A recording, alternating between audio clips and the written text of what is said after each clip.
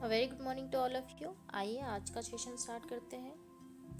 आज का पहला प्रश्न है, भारतीय रिजर्व बैंक ने मुद्रा नोटों की प्राप्ति और भंडारण और भेजने के लिए कहाँ पर एक स्वचालित बैंक प्रसंस्करण केंद्र, जिसको हम ABPC बोलते हैं, automated bank note processing centre, स्थापित करने का निर्णय लिया है।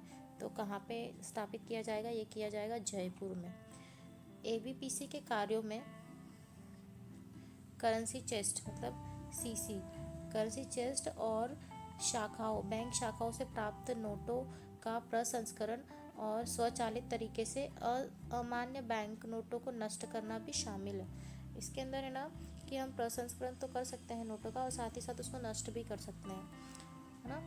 RBI देश में बैंक नोटों का एकमात्र जारी करता है और RBI को 4 प्रिंटिंग प्रेस और 4 टकसालों से सिक्कों की आपूर्ति होती है।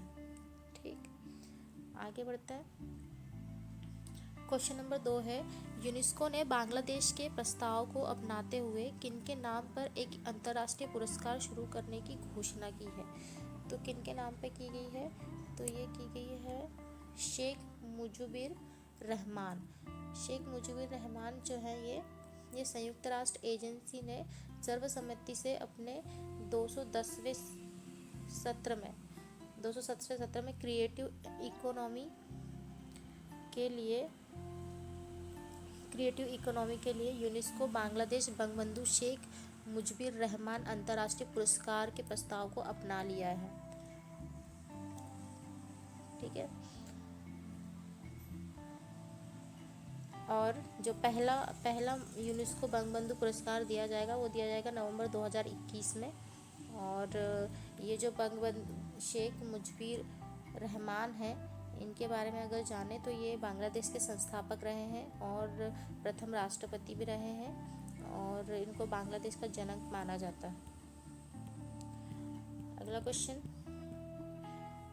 किससे social entrepreneur of the year award India 2020 से सम्मानित किया गया? तो ये सम्मानित किया गया है अशरफ पटेल को। अशरफ पटेल जो है ये प्रवाह और कम्युनिटी द यूथ कलेक्टिव की संस्थापक सदस्य है और बोर्ड मेंबर है। ये उन उद्यमियों को दिया जाता है, ये जो पुरस्कार है, ये जो entrepreneur of the year award है, ये किसे दिया जाता है? ये उन उद्यमियों को दिया जाता है, उन एंटरप्रेन्योर को दिया जाता है जो भारत की सोशल समस्याओं को हल करने के लिए एक नए स्थायी और स्केलेबल समाधानों को लागू करते हैं, उन्हें ये पुरस्कार दिया जाता है। ठीक, आगे बढ़ते हैं। Narcotics control bureau NCB, narcotics control bureau Bharat और म्यांमार की नशीली दवाओं के दुरुपयोग नियंत्रण की केंद्रीय समिति के बीच ड्रग कंट्रोल सहयोग पर भारत म्यांमार द्विपक्षीय बैठक का 5वां संस्करण आयोजित किया गया है। तो भारतीय प्रतिनिधिमंडल का नेतृत्व किसने किया था? तो अभी किन किन के बीच में? भारत के नारकोटिक्स कंट्रोल ब्यूरो और म्यांमार की नशीली दवा का दुरुपयोग नियंत्रण की केंद्रीय समिति, इन दोनों के बीच अभी एक सहयोग हुआ है। तो इसमें ये पूछ रहा है कि भारत का प्रतिनिधिमंडल का नेतृत्व किसने किया था? तो ये किया था राकेश अस्थाना ने। ठीक है, राकेश अस्थाना कौन है? राकेश अस्थाना NCB के महानिदेशक है। NCB मतलब नारकोटिक्स कंट्रोल ब्यूरो के महानिदेशक है ये। और म्यांमार की जो केंद्रीय समिति थी उसका प्रतिनिधिमंडल का नेतृत्व किसने किया था? तो उनका नेतृत्व किया था पॉल ब्रिगेडियर जनरल विंग नैंग ने किया था। ठीक है, आगे क्वेश्चन नंबर 6 है, हाल ही में विद्यावाचस्पति वनमजय गोविंदाचार्य का निधन हो गया है, वह निम्न में से किससे संबंधित है? तो वे हैं प्रसिद्ध संस्कृत विद्वान। ये इन्हें 2009 में पद्मश्री से भी नवाजा गया था।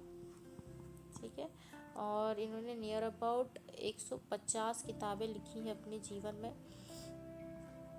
और ये वेद भाष्य, उपनिषद भाष्य, महाभारत, रामायण, पुराणों से पारंगत रहे हैं। रहे थे और इन्होंने इसके ऊपर भाष्य भी लिखे हैं। काफ़ी विद्वान सांस्कृतिक विद्वान माने जाते हैं।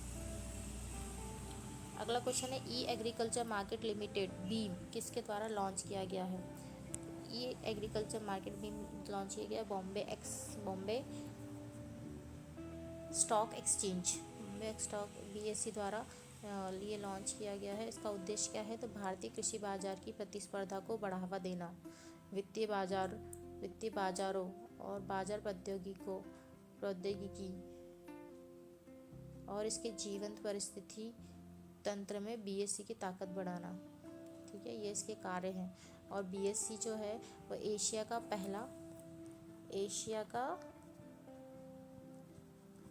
पहला और दुनिया का सबसे फास्ट स्टॉक एक्सचेंज है, जिसकी स्पीड कितनी है, इसकी स्पीड है 6 माइक्रोसेकेंड और ये इस्टेब्लिश हुआ था 1875 में और इसका मुख्यालय है मुंबई, महाराष्ट्र में।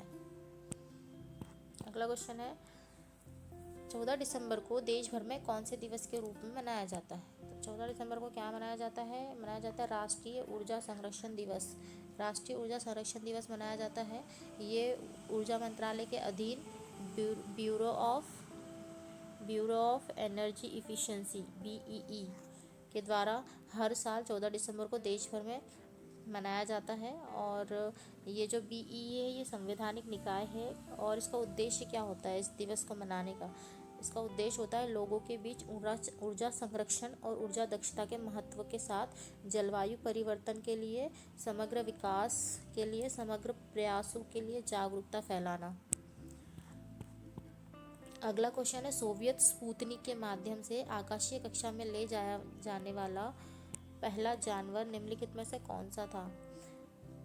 आई थिंक ये सबको पता होगा, ये था लाइका। एक कुत्ता था ये, जिसका नाम था लाइका।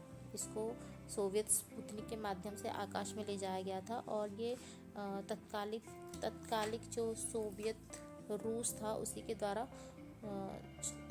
ले जाया गया था। अगला क्वेश्चन है हाल ही में माउंट एवरेस्ट की ऊंचाई कितनी तय की गई है। तो माउंट एवरेस्ट की ऊंचाई तय की गई है 8,848.86 मीटर। ठीक है, मीटर में है ये। तो पहले इसकी ऊंचाई बताई जाती थी 8,848, लेकिन अब इसमें 0.86 को ऐड कर दिया गया है। वर्तमान में इसकी ऊंचाई हम काउंट करेंगे 8,848.86। ठीक है, और ये ऊंचाई किन के द्वारा तय की गई है, ये ऊंचाई की गई है नेपाल और चीन के द्वारा। धन्यवाद। आज के 10 क्वेश्चन यही समाप्त होता है। Thank you so much.